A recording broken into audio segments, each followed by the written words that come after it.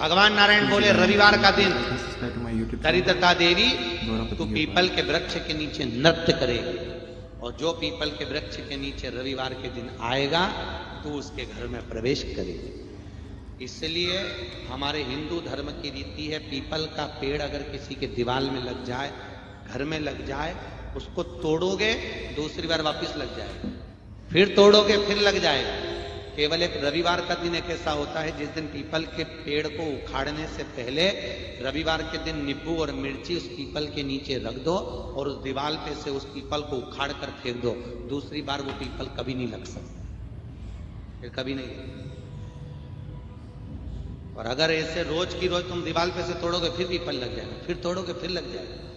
केवल एक रविवार का दिन पीपल के वृक्ष को उखाड़ने का केवल एक ही दिन होता है, और वो रविवार का। और वो भी ऐसे नहीं उखाड़ा जाता, नींबू मिर्ची दोनों उसके नीचे रखी जाती है, तब पीपल के पेड़ को उखाड़ा जाता है। तो उसका हिंदू धर्म में फिर कोई दोष नहीं है, केवल एक। और कुछ पुण्य जिंदगी के ऐसे होते हैं जिसको हम धारण करना चाहते हैं तो भी वो प्राप्त नहीं हो पाता। पुण्य की प्रबलता। एक बार भगवान शंकर माता पार्वती जी के साथ में घूमते घूमते निकल कर जा रहे थे। 33 कोटि देवता में केवल एक देव अधिदेव महादेव एक ऐसे हैं जो अपनी धर्म पत्नी के साथ रोज शाम के समय घूमने जाते हैं, और इनको देख देख के लक्ष्मी जी बड़ी कुड़ती है। लक्ष्मी जी की जान बहुत जलती है। बताओ, तुरंत भगवान विष्णु से कहती है देख लो शाम हुई नहीं और दोनों निकले। ऐसा होता है कभी कभी, पड़ोसी तुम्हारे पास में रहने वाला अपनी पत्नी को लेकर रोज घूमने जाए तो तुम ही कभी कहते देख लो, वो उठाई गाड़ी और चल दिया, और तुमको तो 1 मिनट हमारे लिए फुर्सत नहीं कि हमको कहीं ले जाए। अच्छा, एक बार भगवान विष्णु से लक्ष्मी जी ने ये बात की तो लक्ष्मी जी ने भगवान नारायण ने कह दिया चल तू अब भी तैयार हो, चल तेरे को अब भी लेके चलो, तू हो जा तैयार, अभी हो। तो लक्ष्मी जी तैयार होने गई, तैयार होके वैकुंठ के 8 दरवाजों में ताला लगाया, 24 खिड़कियों में ताला लगाया, तब जाकर लक्ष्मी बाहर आई। तब तक तो अंधेरा हो गया। भगवान नारायण बोले आप एक काम कर, कल ही चले, अब अभी क्या करेंगे। तो इतने में लक्ष्मी जी बोली कि भगवान शंकर के यहाँ ताला वाला लगाने की जरूरत नहीं पड़ती। भगवान नारायण बोले कुछ होए तो लगाए, ताला भी उसी के यहाँ लगाया जाता है जिसके यहाँ कुछ हो। तो इनके यहाँ कुछ नहीं है। भगवान नारायण बोले अगर कुछ है भी तो ये जाने से पहले अपने गले में जो बब्बा है ना उसको घर में छोड़ के चले जाते। किसी के बाप में दम हो तो घुस के बता दे। अब एक अंदर बैठा है तो कौन का दम होगा कि अंदर जाएगा महाराज। तो एक बार महादेव भगवान माता पार्वती के साथ भ्रमण के लिए निकले, और भ्रमण पे जाते जाते इतने में माता पार्वती जी पहुंच गई गंगा के घाट पर, और राम घाट पे इतनी भीड़ इतनी भीड़ इतनी भीड़। माता पार्वती ने पूछा भोलेनाथ ये भीड़ काहे की है। नारायण भगवान शंकर बोले ये सब शाही स्नान की भीड़। शाही स्नान, हाँ, कुंभ का मेला चल रहा है, शाही स्नान की भीड़। तो शाही स्नान का मतलब क्या होता है। भगवान शंकर बोले जो नहाएगा वो वैकुंठ जाएगा। तो पार्वती जी भगवान शंकर से बोली भोलेनाथ एक बात बताओ, ये इतना सारा लोग सब नहा नहा के वैकुंठ आएगा तो अपन ने तो कुछ व्यवस्था वैकुंठ में करी नहीं कि इतना सारा लोगों को, क्योंकि वैकुंठ तो छोटा सा। अब वैकुंठ इतना छोटा सा और ये लाखों करोड़ों लोग स्नान करने के बाद, शाही स्नान के बाद में अगर वैकुंठ आ जाएंगे तो इतने लोगों की व्यवस्था वैकुंठ में भी तो करना चाहिए। भगवान शंकर बोले पार्वती तुम भी फालतू की बात में लगी रही। ये सब की सब गंगा नहा रहे हैं, पर सबकी सब वैकुंठ थोड़ी नहा रहे हैं। तो पार्वती जी बोली अभी तो तुम बोले कि जो शाही स्नान में नहाएगा वैकुंठ जाएगा। भगवान शंकर बोले स्नान करना और नहाना दोनों में अंतर है, दोनों में अंतर। भगवान यूट्यूब चैनल गौरवपति के उपाय शंकर कह रहे हैं पार्वती एक होता है केवल गंगा के जल में डुबकी लगा लेना और गंगा के पानी से अपने शरीर को धो लेना। अपने शरीर को केवल एक गंगा में डुबकी लगाकर गंगा के जल में उसको धो लेना, इसको स्नान नहीं कहा गया, इसको केवल एक नहाना कहा, केवल नहाना। पार्वती, एक केवल पानी में गोता लगा लेना और एक होता है इस मन को गंगा के घाट पर ले जाकर इस मन को धो लेना।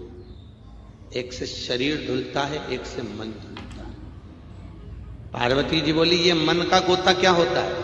शंकर भगवान ने कहा पार्वती तू मेरा साथ दे, मैं एक बीमार बन जाता हूं और एक जगह पर जाकर बैठ जाता हूं। शंकर भगवान ने एक कोड़ी का रूप रख लिया और एक गंगा के घाट पर जाकर बैठ गए। पार्वती जी को इतना सुंदर रूप दे दिया, इतना सुंदर रूप, पार्वती जी उनके पास में जाकर बैठ गई। दुनिया के लोग निकल के जा रहे, पूछ रहे ये कौन है? तो माता पार्वती बोल रही ये मेरा पति है, मैं इनको कंधे पर बिठाकर गंगा नहाने लाई थी, पर अब ये चलते नहीं बन रहा मुझसे, इसलिए मैंने इनको यहां बिठा दिया। आप मेरी सहायता करेंगे? मेरे पति को उठाकर गंगा जी तक ले जाएंगे?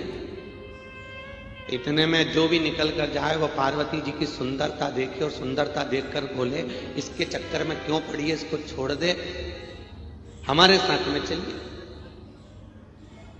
पार्वती जी की सुंदरता देखकर बार बार कहा जा रहा है, पर शंकर जी जो कोड़ी का रूप रखकर बैठे उनको कोई नहीं कह रहा कि हम तुम्हें गंगा जी नवा दें। सुबह से शाम हो गई, ना जाने कितने लोग निकल कर गए, वहां कुंभ के मेले से ना जाने कितने लोग पहुंचे, पर कोई शंकर को उठाकर नहीं ले गया। तब एक व्यक्ति आया और आकर भगवान शंकर के सामने पहुंचकर बोला माता जी आप चिंता मत करो, अब मैं इनको उठा लेता हूं और इनको गंगा नहवा देता हूं। भगवान उनको उठाकर गंगा नहवाने के लिए ले गए और गंगा नहवाने के लिए जब लेकर गए, भगवान शंकर को जब उठाकर ले गए गंगा नहवाने के लिए, तो माता पार्वती और शिव ने उसको दर्शन दिया और दर्शन देकर माता पार्वती से कहा जगत जननी ए जगदम्बा ए पार्वती सुनो, इसको कहते हैं स्नान। अगर किसी का भला कर कर, किसी का सहयोग कर कर, किसी को अच्छी जगह तक पहुंचाकर हमारे मन को अगर पवित्रता का भाव प्रदान कर दिया जाए तो वो स्नान है। नहीं तो इतने लोग गंगा में डुबकी लगाने के लिए होड़ लगी हुई है, शाही स्नान की होड़, और ढेरों लोग जा रहे हैं, पर सब क्या बैकुंठ जा सकते? नहीं, बैकुंठ की तो एक सीमा है, छोटा।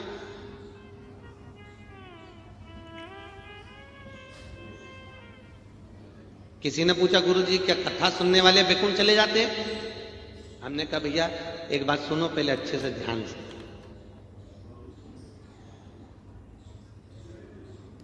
पिछले कुंभ के मेले में उज्जैन में यह प्रश्न किया गया था, तो हमारा एक ही निवेदन था कि अगर रिसर्च करा जाए, सर्च करा जाए, तो उस सर्च में निकलेगा कि जितनी भी सांस हैं वो सब नरक जा रही हैं और जितनी भी बहुएं हैं वो सब बैकुंठ जा रही हैं। तो अब समझ में ये आ जाए कि ऐसा क्यों हो गया।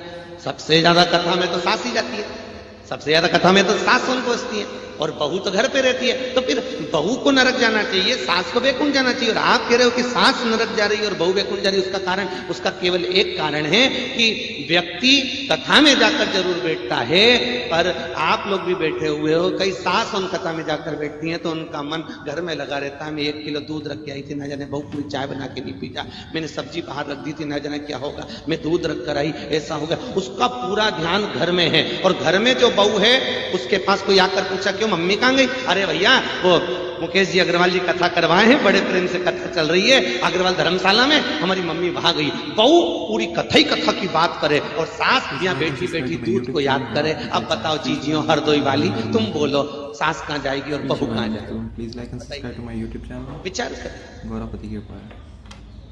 बहुत कठिन है परमात्मा की डगर तक पहुंचे, बहुत। हम बैठकर भी परमात्मा के नहीं हो पाए। दो मित्र, दोनों का जन्मदिन एक साथ, दोनों का बर्थडे, एक कह रहा चल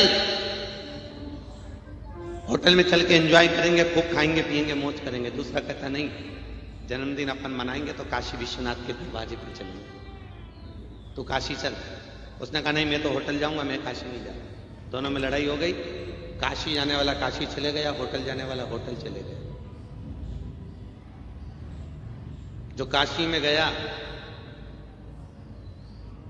जैसे ही वो काशी में पहुंचा और काशी में पहुंचते ही, काशी में जाते ही, और जैसे ही वो काशी में पहुंचा है, काशी में पहुंचते ही उसके मन में आया मेरा मित्र होटल में एंजॉय कर रहा होगा, कितना होटल में पड़ा होगा, खूब खा रिया होगा, पी रिया होगा, मौज कर रहा होगा, दोस्तों के साथ एंजॉय कर रहा होगा। जो काशी की लाइन में लगा है, भीड़ लग रही है, बहुत भीड़, धक्के खा रहा है, और वो याद कर रहा है कि मेरा मित्र कितना अच्छा जो वहां पड़ा होगा। और जो होटल में पड़ा हुआ था, जो गलत काम कर रहा था, उसको वो याद आ रहा है कि मेरा मित्र, मैं अपना जन्मदिन होटल में मना रहा हूं, कितनी गंदी जगह पड़ा हूं, और मेरा मित्र काशी में होगा, कितना सुंदर विश्वनाथ का दर्शन कर रहा होगा, गंगा का स्नान कर रहा होगा।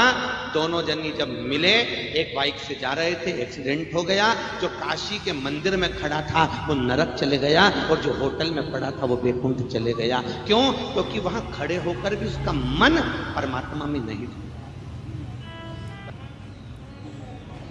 उसका प्रश्न, जो कभी 2 अगरबत्ती नहीं लगाता, जो कभी भगवान को दिया नहीं लगाता, जो कभी परमात्मा के मंदिर नहीं जाता, जो कभी परमात्मा की कथा में नहीं पहुंचता, जो परमात्मा की कभी चौखट पर नहीं जाता, भगवान उसको खूब देता है। और जो भगवान के मंदिर जाता है, भगवान को धोख लगाता है, प्रणाम करता है, भगवान को मानता है, दिया बत्ती लगाता, अगरबत्ती लगाता, भगवान उसको दुख पे दुख दिया जाता है। उसका कारण क्या? हमने कहा भैया केवल उसका एक कारण है। शिव महापुराण की कथा में लिखा है, एक बार भगवान विष्णु श्री देवर्षि नारद के साथ में घूमने के लिए निकले, और घूमने के लिए जब निकले तो भगवान नारायण और नारद दोनों भ्रमण करते करते एक जगह पर पहुंचे, और नारद जी ने नारायण से कहा प्रभु मुझे भूख लग रही है। भगवान विष्णु ने कहा चलो, सामने सेठ जी का घर है, इन सेठ जी के घर पे चल के कुछ खाते हैं, चलो। दरवाजा बजाया, आवाज लगाकर भगवान विष्णु ने कहा सेठ जी बहुत भूख लग रही है, कुछ दे दीजिए, हमें भोजन दे दो, हमें भूख लग रही है, बहुत तेज भूख लग रही है, सेठ जी कुछ दीजिए। इतने में तुरंत सेठ जी आवाज लगाकर बोले तुम्हारा बाप रख के गया, हम तुमको दे दें, चलो निकलो यहां से। धक्का मारकर निकाल दिए। इतने में देवऋषि नारद जी बोले प्रभु तुम्हारा बहुत अपमान हुआ है, श्राप दे दो, बर्बाद हो जाए, श्राप दो आप इसको। नारायण ने पीछे मुड़कर दोनों हाथ उठाकर कहा भगवान तुझे 4 चौगुना धन और दे, भगवान तुझे 4 चौगुना धन और दे, तू और करोड़पति बने, और धनपति बने। देवऋषि नारद बोले प्रभु ये तुम्हारी आदत बहुत बेकार है, उसको श्राप देना था तो तुमने उसको आशीर्वाद क्यों दिया? भगवान बोले मेरी मर्जी, दे दिया, चल तू तो। और आगे गए, एक सामने बुढ़िया का मकान था, बहुत बूढ़ी सी थी, कुछ भी नहीं था, कोई घर में नहीं था। आवाज लगाई भगवान ने, भगवान बोले भूख लगी है माँ। माँ बोली बाबा मेरे यहाँ खाने का कुछ नहीं है, एक ही गाय है, उसका दूध मेरे यहाँ रखा है, मैं आप दोनों को पिला देती हूँ। आसन लगाया, दोनों को बिठाया, पानी पिलाया, दूध पिलाया, भगवान जाने लगे। देवऋषि नारद बोले महाराज अब इसको आशीर्वाद दीजिए, इसने आपकी सेवा करी, इसने आपको दूध पिलाया है, कितने प्रेम से बोली है, आशीर्वाद दो इसको।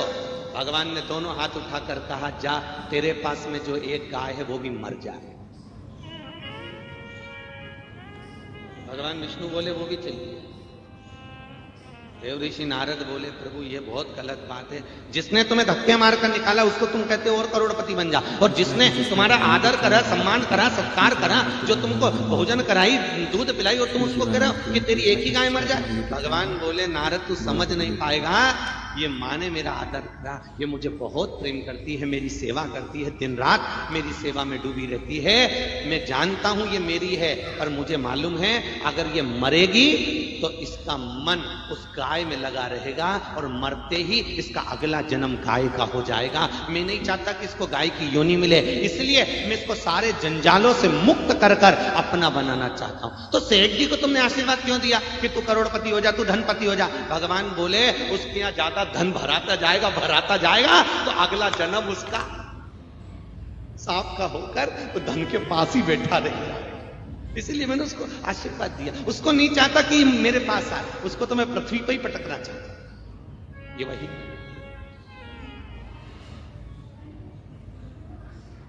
बड़ा आश्चर्य होता है महाराज, जब लोग हमको मकान दिखाने ले जाते हैं, नया नया मकान बना और दिखाने ले जाए भाभी जी, तो लोग कहते हैं आइए महाराज, ये हमारे बड़े बेटे का बेडरूम, ये छोटे बेटे का बेडरूम, ये मंजिले का, ये हमारी लड़की का, और ये हमारा। देखिए बड़ा मेहनत से बनाया महाराज जी, बहुत सुंदर बनाया, आपको कैसा लगा? और उस कमरे में एक चिपक रही थी छिपकली, एक छिपकली लगी थी। तो हम छिपकली को देख रहे, तो उन्होंने पूछा महाराज आप पूरा मकान नहीं देख रहे, छिपकली को क्यों देख रहे? हमने कहा जैसे तुम कह रहे हो कि ये मेरा है, छिपकली भी कह रही है ये मेरा है, क्योंकि ये वो छिपकली है जो के मर गई मेरा मेरा मेरा, तो उसकी जमीन पर तुमने जो मकान बनाया तो आकर चिपक गई कि अभी भी मेरा। शिव महापुराण की कथा कहती है संसार में कुछ मेरा है। मुट्ठी बांधे आया जग में, हाथ पसारे जाएगा, क्या तू लेकर आया जग में? आगे लोग कहते हैं क्या तू लेकर जाएगा, पर शिव पुराण कहती लेकर जरूर जाएगा। क्या ले जाएगा?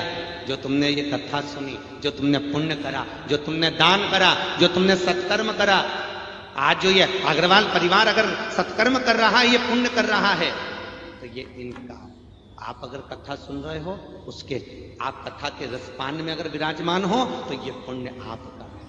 आप अपना घर परिवार कुटुंब कबीला सब छोड़कर आप अग्रवाल धर्मशाला में आकर अगर बैठे हो, तो इतना याद रखना कि एक दिन मेरा विश्वनाथ भी तुम्हारे दरवाजे पर खड़ा मिलेगा, ये पक्का है। तुम अगर यहां तक आए हो, तेरे मंदिर में आना मेरा काम है और मेरी बिगड़ी बनाना तेरा। अगर हम विश्वनाथ के दरवाजे तक पहुंचे हैं, हम भगवान की कथा तक पहुंचे हैं, हम परमात्मा की चौखट तक पहुंचे हैं, तो यह पक्का है कि एक ना एक दिन परमात्मा भी हमारे दरवाजे हम जाए, हम उसकी चौखट तक पहुंचे।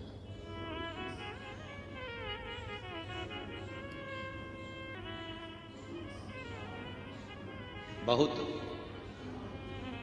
एक बार भगवान देव ऋषि नारद बैठे तप कर रहे हैं, और भगवान नारद जी तप कर रहे हैं, और तप में आज कामदेव को नारद ने जीत लिया। नारद जी काम को जीत लिया, और कामदेव को जीतने के बाद देव ऋषि नारद सीधे शंकर जी के पास पहुंचे, भोलेनाथ के पास। हर हर भगवान पहुंचे, और देव ऋषि नारद जैसे शंकर जी के पास पहुंचे, भोलेनाथ जी ने पूछा, शंकर जी ने तुरंत बोलो कामदेव, बोलो देव ऋषि नारद कैसे आए हो? देव ऋषि नारद बोले प्रभु, जिसको आप नहीं जीत पाए उसको मैंने जीतना है, जिसको आपने नहीं जीता उसको मैंने जीता। देव ऋषि नारद कहते,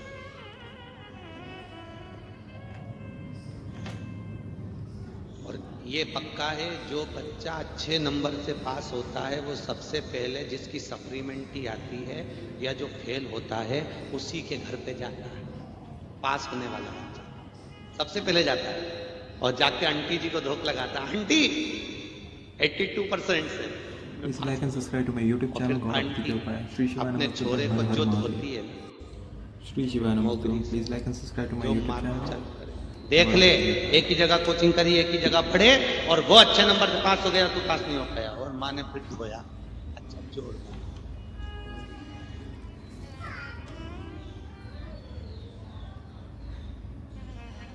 अब देवऋषि नारद शंकर नहीं जीत पाए, मैंने कामदेव को जीता। देखा आपने, शंकर भगवान मन में सोचे, हाँ ठीक है देवऋषि नारद, आपने काम को जीता है क्योंकि आप देवताओं के भी ऋषि हैं, आप देव ऋषि, माना आपने काम को जीता। पर शंकर भगवान ने अपने गले की रुद्राक्ष की माला उतार कर प्रदान कर भगवान देवऋषि नारद। देवऋषि नारद को रुद्राक्ष की माला देकर कहा, आप धनभागी हैं, कोटि किस्मत वाले हैं, पुण्य आनंदमय हैं आप, जो आप काम को जीत लिए। पर देवऋषि नारद को समझाए कौन कि शंकर ने काम को क्यों नहीं जीता, शिव काम को क्यों नहीं जीता?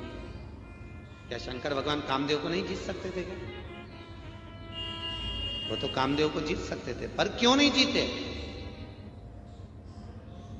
कामदेव को नहीं जीतने का कारण क्या था शंकर भगवान? केवल एक कारण, शंकर थे सती के पति और कामदेव थे रति के पति। सती और रति एक ही मां की औलाद। अब ईमानदारी से बोलो, तुम्हारा पति बैठा हुआ है और तुम्हारी बहन का पति आया,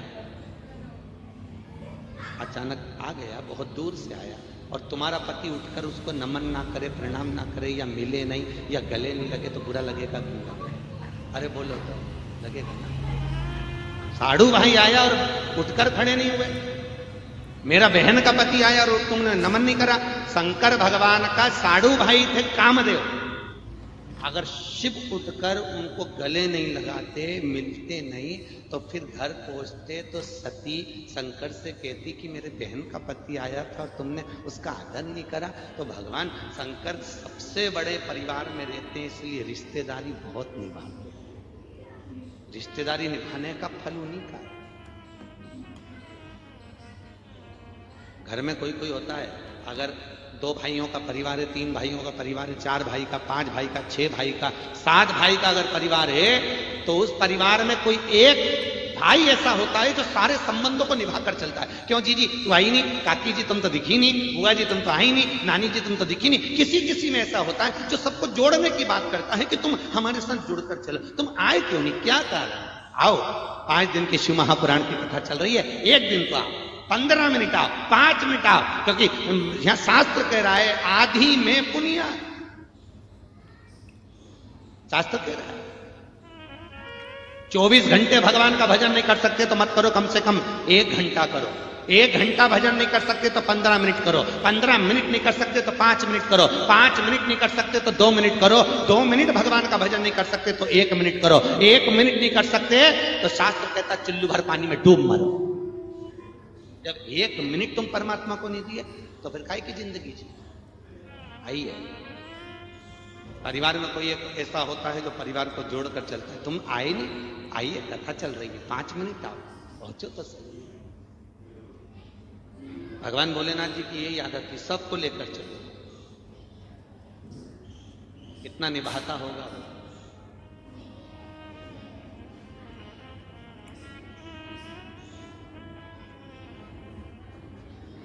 कोई सहज नहीं है। अपने यहां एक बेटे की 1 पत्नी आवे, एक तो उसके तो एक बेटे की 5 पत्नी थी और 5 बहू को निभा रही है। गणेश जी की कितनी पत्नी थी? 5, श्री, तुष्टि, पुष्टि, रिद्धि और सिद्धि, 5, और 5 को निभाकर चल।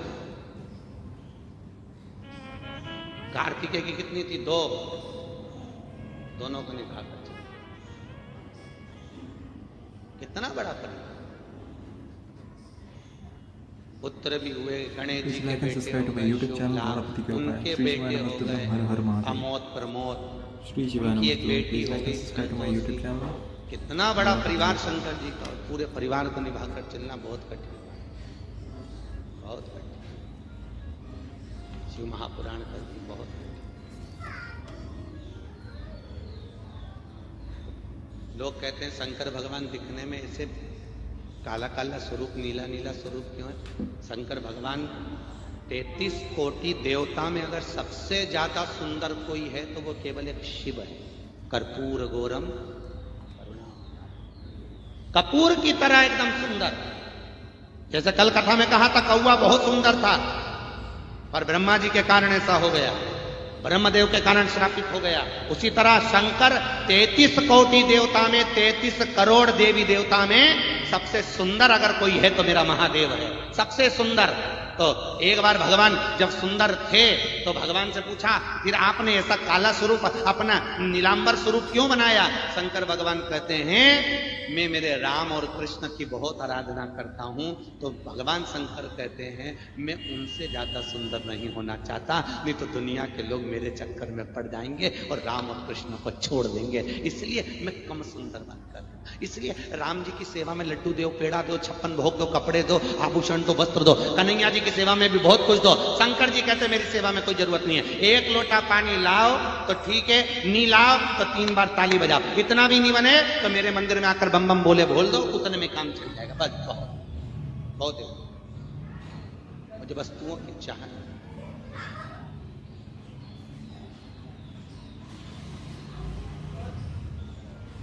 आज आपके ग्रुप में, आपका जो ग्रुप बना है व्हाट्सएप ग्रुप शंकर जी की कथा का, शिव पुराण का, उसमें हमने एक मुंबई की न्यूज का एक फोटो भेजा है, आपने देखा? वैज्ञानिकों ने रिसर्च कर निकाला मुंबई में कि दुनिया का सबसे बड़ा वैज्ञानिक शंकर था। एक न्यूज डाली है, आप लोगों ने व्हाट्सएप पर देखी हो।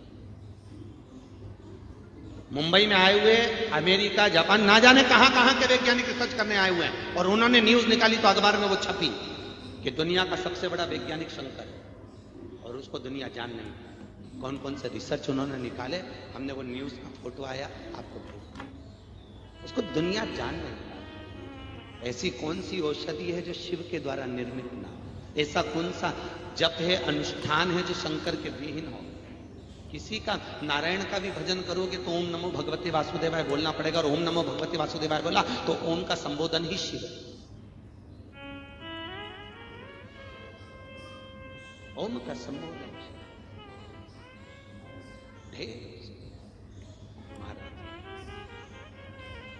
देवऋषि नारद, आप जीते हैं क्योंकि आप संत हैं, आप साधु हैं, आप सन्यासी, आप जोगी, आप तपस्वी, आप सन्यासी हैं, आप जीत गए, ठीक है, अपनी जगह। भगवान कह रहे हैं, पर निवेदन है, ये बात तुमने मुझसे कह दी, पर ये मेरे नारायण से मत कहना, नारायण से मत कहना, मेरे इष्ट को मत बोलना। और जिसको आप बहुत ज्यादा चाहते हो, जिसको आप बहुत ज्यादा प्रेम करते हो, जिसके प्रति आप हमेशा समर्पित रहते हो, दुनिया में याद रखना, उसके लिए कभी आप गलत नहीं सोच सकते, कभी गलत नहीं। एक वो फिल्म थी जिसमें वो ऐसी चोटी वाली भाई थी, भला है बुरा है जैसा भी है, तुम्हारा पति तुम्हारा देवता है। देखिए कैसा, आप जिसको अधिक प्रेम करते हो, जिसके प्रति आपकी करुणा अधिक है, जिसके प्रति आपकी वात्सल्यता अधिक है, आप उसके लिए बुरा नहीं सुनेंगे।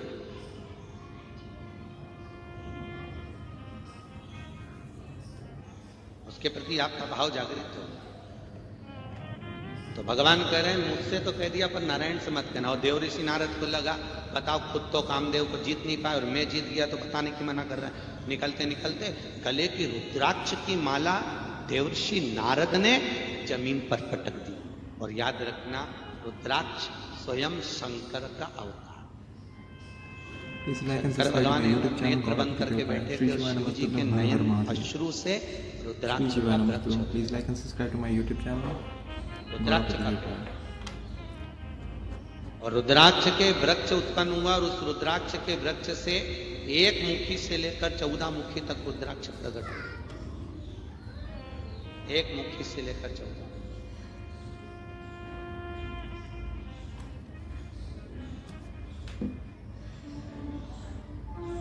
और महाराज, एक मुखी रुद्राक्ष 1000 वृक्ष में से केवल एक वृक्ष पर लगता है। कितने? जम के बोलिए। एक मुखी रुद्राक्ष 1000 वृक्ष में से केवल एक वृक्ष पर लगता है, और एक वृक्ष में भी केवल एक ही रुद्राक्ष लगता है, केवल एक।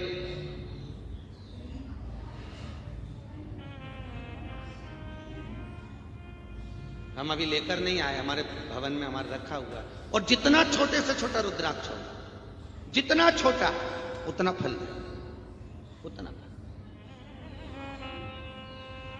हम लाए नहीं तो आपको दर्शन कराते एक मुखी रुद्राक्ष। तो जितना वो फल दे सके।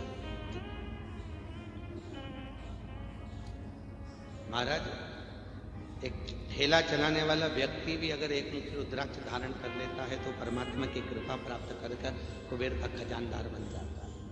एक मुखी, 7 मुखी और 12 मुखी रुद्राक्ष लक्ष्मी की वृद्धि करता है। 3 मुखी रुद्राक्ष विद्या के लिए होता है। उत्तम विद्या, कोई व्यक्ति पढ़ने वाला है, मन नहीं लग रहा, चित्त नहीं लग रहा, वृत्ति नहीं लग रही, 3 मुखी रुद्राक्ष को धारण कर मन लगे। 5 मुखी रुद्राक्ष कार्य सिद्धि का होता है।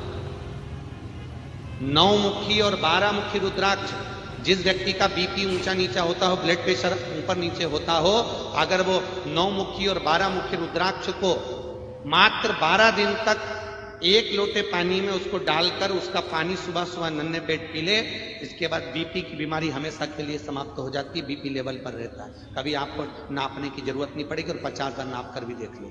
9 मुखी और 12 मुखी रुद्राक्ष का इतना प्रभाव। 9 मुखी, एक होता है 14 मुखी रुद्राक्ष, जिस व्यक्ति को सबसे भारी बीमारी हो गई हो, बहुत बड़ी बीमारी हो गई हो और वो उस बीमारी से निदान ही नहीं पा रहा, तो 14 मुखी रुद्राक्ष उसके गले में बांध दीजिए, आपको और बीमारी से मुक्त होता चलेगा, बीमारी छूटती चलेगी। एक 14 मुखी रुद्राक्ष केवल एक ऐसा होता है कि अगर किसी व्यक्ति को चर्म रोग हो जाता है, चर्म रोग देखा होगा ना, वो सफेद चमड़ी पड़ने लगती है, तो किसी व्यक्ति को अगर चर्म रोग हो जाता है तो 14 मुखी रुद्राक्ष एक ऐसा होता है कि जिसको 14 मुखी रुद्राक्ष पर भस्म लपेटकर उस भस्म के पानी में व्यक्ति को स्नान कराया जाता है, तो 11 दिन के अंदर उसका सफेद चमड़ी का जो रोग है वो समाप्त हो जाता है। 14 मुखी रुद्राक्ष का इतना प्रभाव चर्म रोग को मुक्त कर देता है। 14 मुखी, सभी रुद्राक्षों का अपना अपना एक मंत्र होता है, एक एक स्थिति। आज के जमाने में फैशन हो गया, लोग घर में रुद्राक्ष का पौधा लगा रहे हैं, ये शास्त्र के विहीन है। घर के अंदर रुद्राक्ष का पौधा नहीं होना चाहिए। घर में आप बेलपत्री का पौधा लगाओ, चल जाएगा, पर बेलपत्री का पौधा भी घर के अग्रण्य भाग में नहीं लगाया जाता, घर के पीछे के भाग, आगे नहीं। बेलपत्र का पौधा भी पीछे, क्योंकि बेलपत्र में कांटे होते हैं और हमारे हिंदू धर्म शास्त्र रीति के अनुसार कांटे वाला जो पौधा है वो घर के पीछे होता है, अग्रण्य ना। क्योंकि आप सबको मालूम होगा,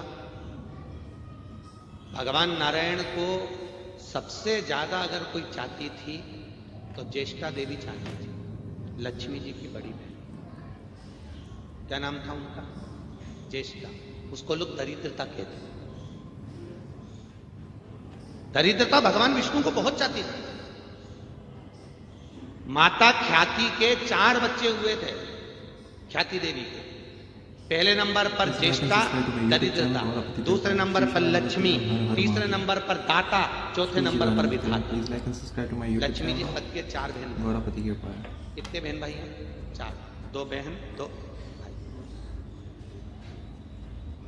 तो भगवान विष्णु लक्ष्मी को ज्यादा चाहते और लक्ष्मी जी की बड़ी बहन जो थी ज्येष्ठा दरिद्रता, भगवान नारायण को ज्यादा चाहती। एक दिन भगवान नारायण को मालूम पड़ा कि मैं लक्ष्मी जी को चाहता हूं, लक्ष्मी जी की बड़ी बहन मुझे चाहती है, तो भगवान को अच्छा नहीं लगा। भगवान ने तुरंत लक्ष्मी से कहा, लक्ष्मी मैं तुझसे विवाह करना चाहता हूं, तू जल्दी से मुझसे विवाह कर ले। इतने में लक्ष्मी जी ने कहा, कर तो लूंगी, पर दिक्कत इतनी सी है कि मेरी बड़ी बहन घर में कुंवारी बैठी है और छोटी बहन विवाह कर ले, ये अच्छा नहीं। पहले बड़ी बहन की शादी तो हो जाए। भगवान नारायण ने उसी समय पर दुस्साह मुनि को बुलाया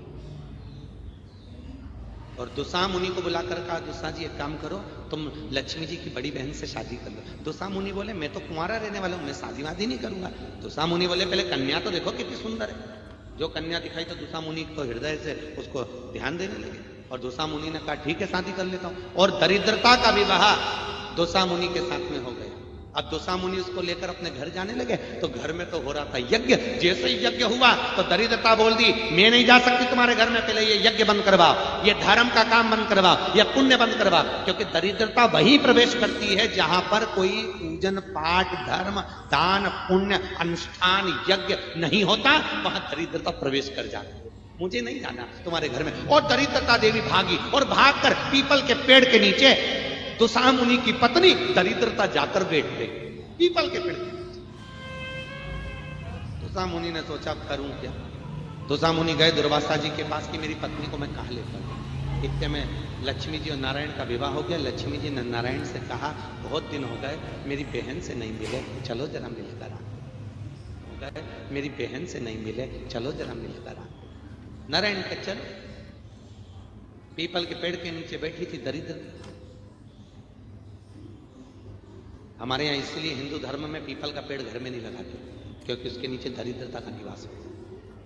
दरिद्रता बैठी थी पीपल के पेड़ के नीचे और लक्ष्मी जी नारायण के साथ में चली। अब जैसी लक्ष्मी जी चली, आप किसी के मिलने जाओगे तो क्या लेकर जाओगे?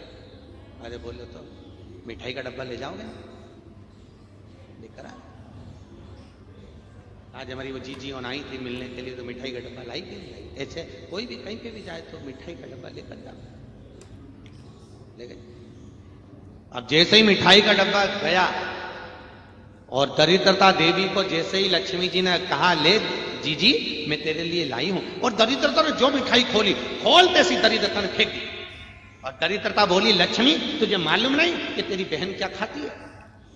लक्ष्मी जी ने कहा जीजी मुझे मालूम है तू क्या खाती है, मुझे मालूम है तुझे खट्टा और तीखा पसंद है, मैं जानती हूं। फिर मिठाई क्यों लेकर आई तू? लक्ष्मी जी बोली हो सकता है शादी के बाद चेंज हो गई हो, थोड़ा बदल दिया, खट्टा तीखा खाना बंद कर दिया तो मैं तेरे लिए मिठाई लाई, ले मिठाई खा ले। लक्ष्मी उठाकर डब्बा फेंका, मुझे खट्टा और तीखा प्रिय है इसलिए तू लेकर, खट्टा तीखा आती तो मैं खाती। महाराज आज भी हमारे हिंदू धर्म की रीति है फ्रिज में या रसोई घर में नींबू और मिर्ची को एक ही डलिया में नहीं रखा जाता। काय में नहीं रखते? एक डलिया में साथ, क्योंकि जिसके घर में नींबू और मिर्ची एक डलिया में रखी रहती है उसके घर में कभी शांति नहीं रहती और लक्ष्मी कभी टिकती नहीं। 1 रुपए कमाओगे 1.25 रुपए खर्च होगा, फिर कमाओगे सोचोगे महाराज इतना कमाते तो जाता कहां है, टिकता तो है ही नहीं। उसका कारण है जरूर तुम्हारे रसोई घर में नींबू और मिर्ची एक ही जगह पर रखा रहे। और इसलिए हमारे हिंदू धर्म की रीति है कि किसी की भी दुकान पर जाकर देखना, किसी के घर पर जाकर देखना, घर के बाहर दुकान के बाहर लोग नींबू मिर्ची टांगते। काय के लिए टांगते? तो लोग कहते हैं नजर के लिए। नजर के लिए नहीं, लक्ष्मी और दरिद्रता दोनों सगी बहन हैं, दोनों प्रतिदिन हर व्यक्ति के घर में प्रवेश करती है, हर व्यक्ति की दुकान में आती है, और दोनों जब दरवाजे पर आती है तो जैसे ही दरिद्रता के लिए नींबू मिर्ची दरवाजे पर टंगा रहता है तो दरिद्रता दरवाजे से खा के बाहर चली जाती है और लक्ष्मी मिठाई खाने के लिए अंदर प्रवेश कर जाती है। इसलिए नींबू मिर्ची को दरवाजे पर रखा जाता है और मिठाई के डब्बे को फ्रिज में रखा जाता है कि लक्ष्मी अंदर आए और दरिद्रता बाहर से खाकर चली जाए। दरिद्रता बाहर की बाहर जाए, उसका प्रवेश अंदर नहीं। इसलिए दुकान पर व्यापार में नींबू मिर्ची को दरवाजे पर प्रवेश। महाराज हमारे यहां बेटी को जब विवाह करते थे तो 4 चीजें नहीं देते थे। कितनी चीजें? 4। पहली झाड़ू। अरे बोले तुमके क्या? झाड़ू। दूसरी चलनी, चलनी जानते हैं? तो छानने वाली चलनी। तीसरी सुई और चौथी अचार की बर्फी। बेटी की विदाई में कभी नहीं देते थे। बेटी की विदाई में अगर देते थे तो बड़ी पापड़, और जब बेटी पहली बार विदाई होती थी ना तो डलिया में भरकर लाल कपड़े से ढककर मैदे की पूरी इधर देते कि नहीं देते? देते। मैदे की खाजा पूरी, उसमें नमक भी नहीं डलता, उसमें शक्कर नहीं डलती, केवल बिना नमक की बिना शक्कर की पूरी। और वो मैदे की पूरी बिना नमक बिना शक्कर की क्यों देते हैं? क्योंकि हमने हमारी बेटी को तो बिल्कुल ना तो उसमें शक्कर डाली है ना नमक डाला है, एकदम सादी बेटी हमने आपके घर में भेजी है। अब DIG साहब, आप इसमें चाहे नमक डालो चाहे आप इसमें शक्कर डालो, अब आपके व्यवहार पर है कि आप इसको कैसे रखते हो। हमने तो भेज दिया बिना नमक और बिना शक्कर, हमने केवल इसको शीतलता पर नंबर। अभी आपके ऊपर है, आपको महाराज दरिद्रता देवी, इसलिए हमारे हिंदू धर्म में 4 चीजें बेटी के विदा में नहीं देते। एक झाड़ू, चलनी, सुई और अचार की बरनी। जो माता पिता अचार की बरनी या अचार बेटी के घर भेजते हैं, बेटी के घर में कभी शांति नहीं रह सकती, उसके घर में दुख बना ही रहेगा। इसलिए मायके से निवेदन है बेटियों को भी कि तुम दुनिया भर का सामान बांध के ले जाओ, पर ये 4 चीजें कभी अपने माँ बाप के घर से लेकर कभी मत लाओ। ये चारों चीजें बर्बाद करने वाली है बेटी के जीवन। उसके घर में कभी सुख नहीं रह सकता, कभी शांति।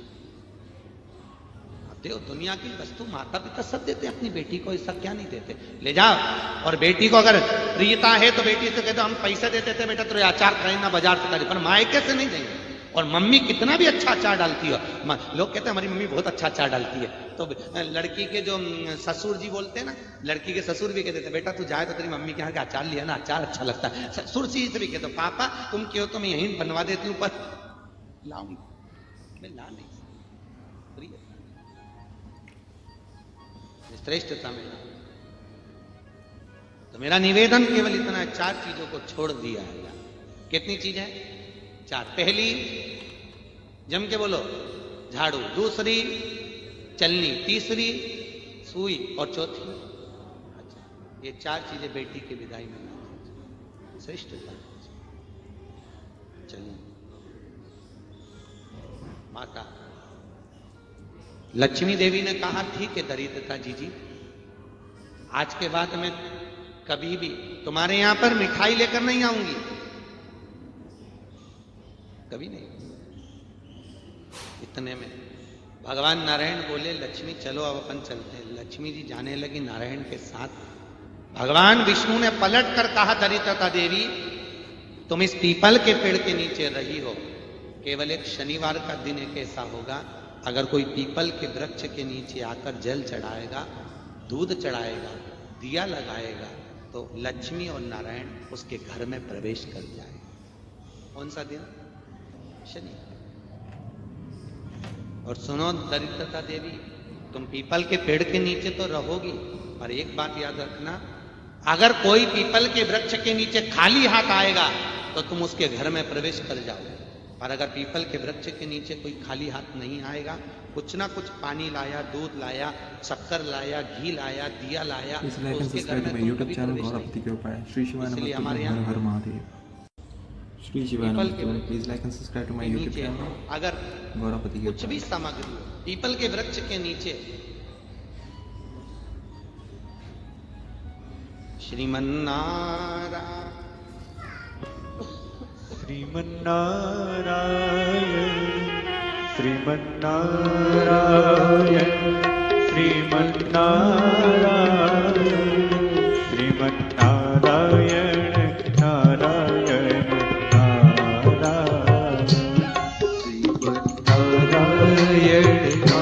नारायण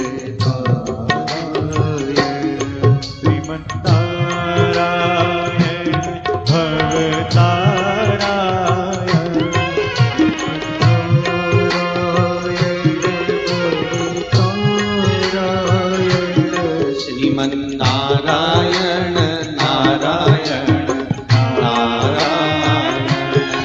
श्रीमन्नारायण भवतारायण श्रीमन्नारायण नारायण नारायण हर हर महादेव। भगवान बोले, नारायण बोलते हैं लक्ष्मी दरिद्रता देवी इस पीपल के वृक्ष के नीचे रहेगी और इसके नीचे निवास रहेगा। शनिवार के दिन अपन दोनों का निवास पीपल में रहेगा।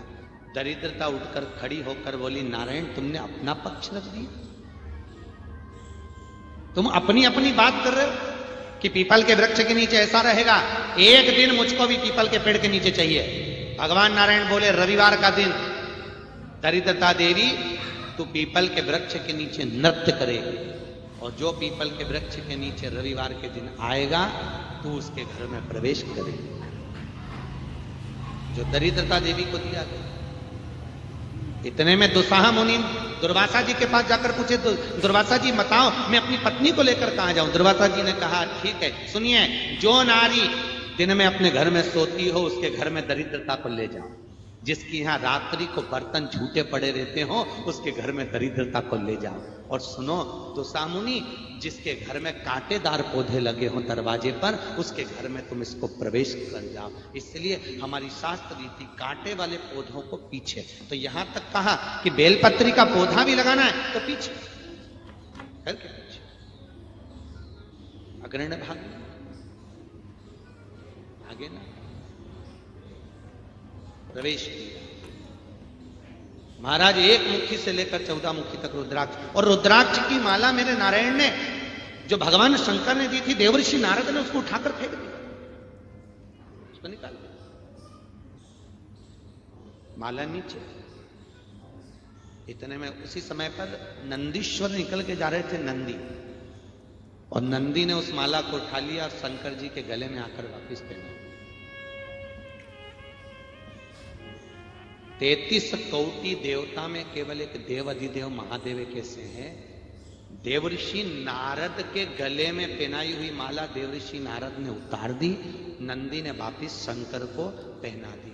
शास्त्र कहता है शंकर के मंदिर में आपके पास में बेलपत्री नहीं है, शंकर की बेलपत्री उतार कर धोकर वापिस चढ़ा दीजिए, शंकर उसको स्वीकार कर लेते हैं। भगवान शिव को अलग से भी लाकर देने की जरूरत, क्योंकि नंदी ने भगवान शंकर की दी हुई माला को वापिस शिव को पहनाया था, इसलिए एक मंदिर में चढ़ी हुई बेलपत्री हजारों बार उतार कर शंकर को वापिस चढ़ाया जा सकता। और राम और कृष्ण को 33 कोटि देवता को एक बार जो सामग्री चढ़ गई वो निर्माल्य हो जाती है, फिर उसको वापिस नहीं चढ़ा सकते, पर शंकर को चढ़ी हुई वस्तु वापिस शिव को समर्पित कर सकते, वापिस शंकर उसको स्वीकार करते, मेरा ओघड़दानी मेरा बाबा उसको स्वीकार कर दे। कोई पूछ रहा था गुरुजी शंकर जी को पाने के लिए कौन से कलर के कपड़े पहनना चाहिए? महाराज मुकेश जी आपके हरदोई के लोग बहुत प्रश्न करते हैं, ईमानदारी की बात प्रश्न देखिए महाराज मिश्रा जी बहुत क्या कहे कि शंकर को पाने के लिए कौन से कलर के कपड़े पहनना जरूरी है, क्योंकि आजकल होड़ लगी है कपड़े। Please like and subscribe to my YouTube channel Gauravpati के उपाय। श्री शिवाय नमस्तुभ्यं, हर हर महादेव। श्री शिवाय नमस्तुभ्यं, please like and subscribe to my YouTube channel Gauravpati के उपाय। रावण ने एक बार संत का चोला पहना था, किसने?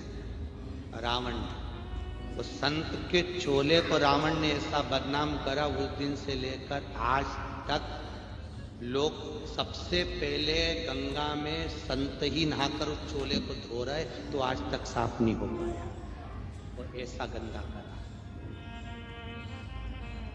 आज तक साफ नहीं हुआ है संत का। और जब टीवी खोलो ना कहीं का महाराज आपको ऐसा मिल ही जाएगा कि भाई इसने ऐसा किया। कपड़े के चक्कर में मत पड़ो। शंकर की कथा कहती है, शिव महापुराण कहती है, कोई महाराज आपसे कहे कि भगवान को पाने के लिए ये कपड़ा पहनना पड़ेगा, भगवान को पाने के लिए ये वस्त्र पहनना पड़ेगा, शिव महापुराण की विद्येश्वर संहिता कहती है भोलेनाथ को पाने के लिए कपड़ा बदलने की जरूरत नहीं है, भोलेनाथ को पाने के लिए मात्र कलेजा बदलने की जरूरत है, शंकर मिल जाएगा। आप कलेजा बदलो, कपड़ा नहीं। कपड़ा तो दुनिया बदल ली तो अभी तक भगवान नहीं मिला, और माला फेरते रहे, भगवान नहीं मिला। कपड़ा बदलने से परमात्मा नहीं मिलता, मात्र कलेजा मन। चलिए महाराज एक राजा बीमार पड़ गया, और राजा बीमार पड़ा तो वेदों ने आकर डॉक्टरों ने कह दिया इसकी एक ही इलाज है, हंस को पकड़ा जाए और हंस को मारकर उसका मांस निकाला जाए, और मांस निकालकर राजा के शरीर पे मला जाए, राजा ठीक होता है। दूतों को भेजा, जाओ हंस पकड़ो। सरोवर के तट पर हंस आते थे, सबकी सब गए पकड़ने के लिए, पर हंस हाथ में नहीं आया, उड़ गया, हंस भाग गया। फिर दूत पकड़ना चाह रहे, फिर हंस भाग गया। सबने विचार करा ये हंस हाथ में कैसे आएगा। तब किसी ने कहा एक काम करो, हंस हमेशा संत के पास रहते हैं, इसलिए संत का चोला पहन कर जाइए। हंस को पकड़ने के लिए वो राजा के दूतों ने संत का चोला पहन लिया और जाकर तप करने बैठ गए। तो हंस उनके पास आए। हंसों ने आपस में बात करा, ये वही राजा के दूत हैं। पर दूसरे हंसों ने कहा भले राजा के दूत है, पर चोला तो संत का पहना है, भले कुछ भी हो जाए पर चोले का सम्मान करना है, इसलिए चलो अपन पकड़ा जाते हैं, हम मर जाते हैं। संत के पास में हंस आ गए, पकड़ कर ले गए और उनको मारकर मांस राजा को मल दिया। पर शास्त्र कहता है, शास्त्र कह रहा है गति हंस की नहीं बिगड़ी है, गति उस चोला बदलने वाले की बिगड़ी है, जिसने धोखा दिया, जिसने छल करा, कपट करा, बेईमानी करी। इसलिए शिव महापुराण की कथा कहती है शंकर को पाने के लिए कपड़ा ना बदलिए, शिव को पाने के लिए कपड़ा बदलने की जरूरत नहीं है। शंकर को पाने के लिए मात्र कलेजा बदलिए, कलेजा बदलोगे शंकर सामने आ जाएगा। शंकर को छल प्रिय नहीं है, कपट प्रिय नहीं है, भगवान को बेईमानी प्रपंच प्रिय नहीं है। शंकर तो सीधे हैं, इसलिए उनको सीधे साधे लोग बड़े, उनको भोला। आप सहज रहिए, आप सहजता में रहिए, बड़े सहज।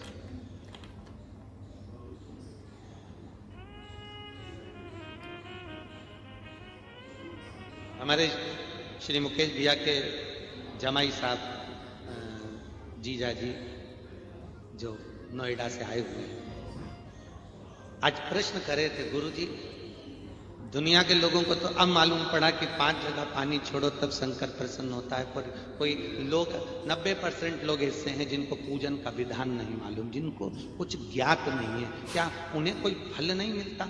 हमने कहा क्यों नहीं मिलता, उसको फल मिलेगा, पर फल पूजा का नहीं मिलेगा, उसको फल मंदिर तक पहुंचने का,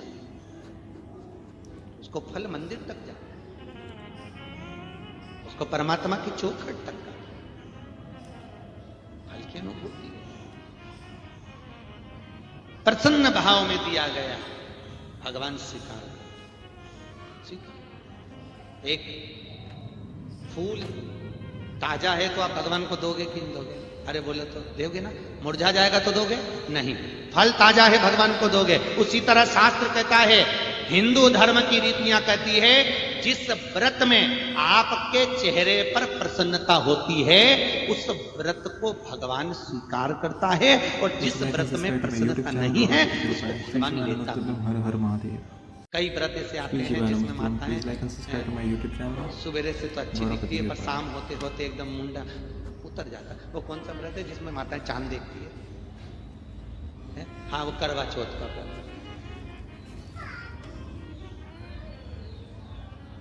बड़ा भारी, सुबह से माताएं भूखी रहती है शाम तक, फिर रात को चांद देखी, वो एक अलग उसकी एक क्रमता है। पर जो ताजा है वो भगवान को दिया है, वो भगवान को प्रदान, जो ताजा है, जो श्रेष्ठ है वो भगवान को प्रदान किया, वो भगवान को दिया, और जो ताजा नहीं है वो हम देते हैं। कथा कह रही है अगर जिस व्रत को आप कर रहे हो उस व्रत में आपके चेहरे पर प्रसन्नता होना चाहिए, प्रसन्नता।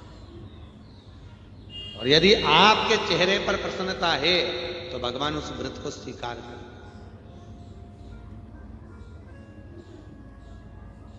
भगवान स्वीकारे।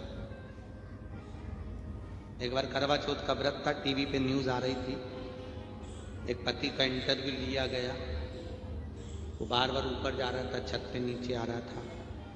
न्यूज वालों ने पूछा तुम बार बार ऊपर नीचे क्यों हो रहे हो? कि चांद देखने के लिए जा रहा हूं।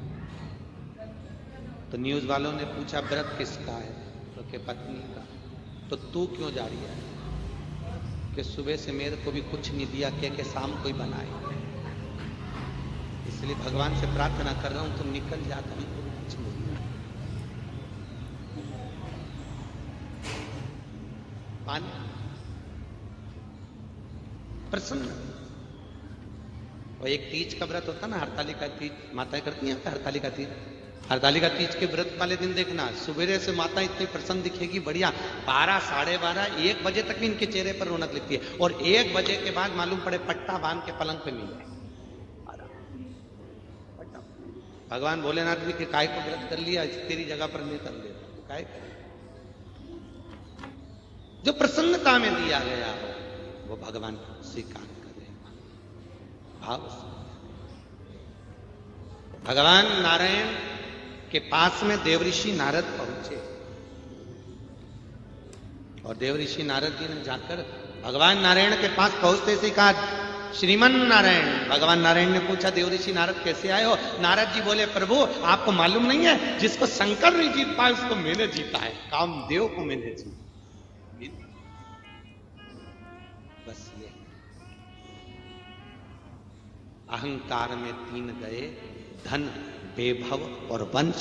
ना मानो तो देख लो रावण, कौरव और कंस, ये अभिमत्ता में गए, अहंकार,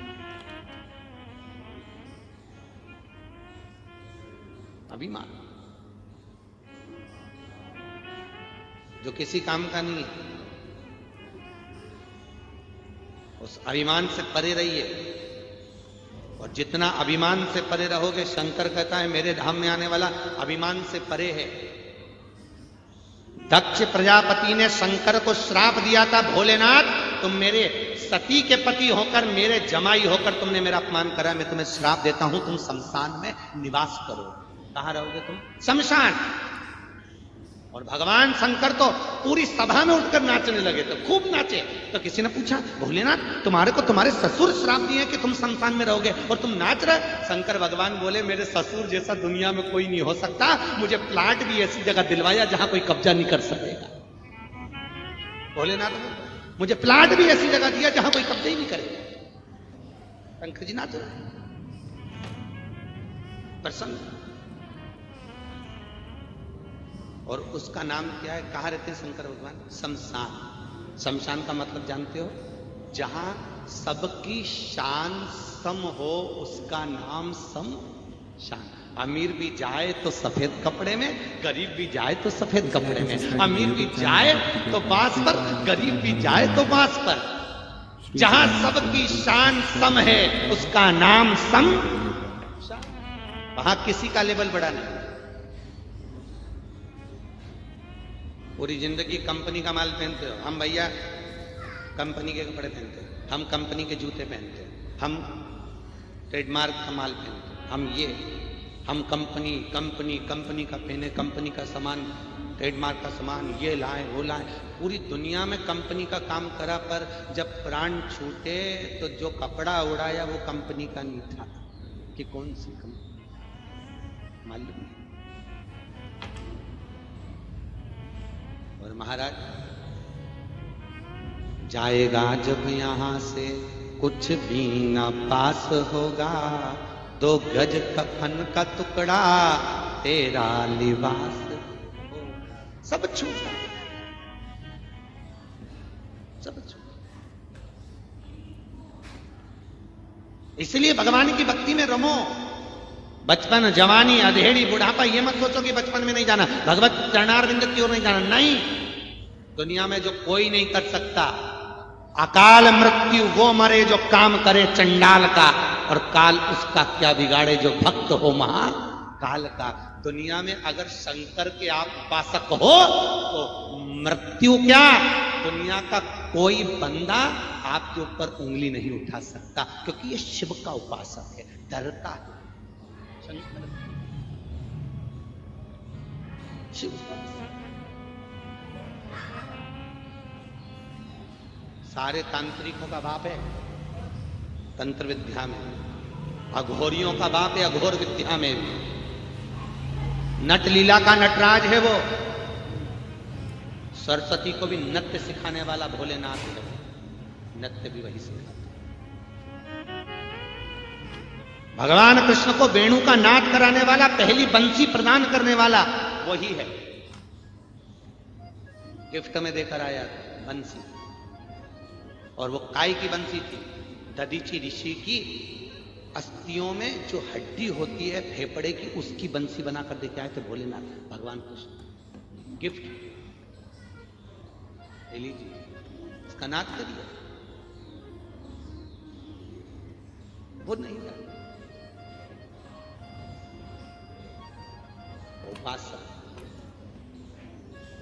सहज सरल और बहुत सहज है। बैठा रहता है अलमस्त होकर, आराम से बैठा रहता है। कई लोग कहते हैं आंख बंद करके बैठे रहते हो, तुम किसी को देखते नहीं। पार्वती जी बोलती है भोलेनाथ इतने सारे लोग तुम्हारे यहाँ आते हैं, तुम किसी को देखा तो करा करो। शंकर भगवान बोले जो मेरे काम से आता है उसी को देखता हूँ, बाकी के टाइम तो मैं आंख बंद करके बैठा रहता हूँ, क्योंकि आएगा ना कुछ मांग के जाएगा, इसलिए बैठ के रहो चुपचाप। कितना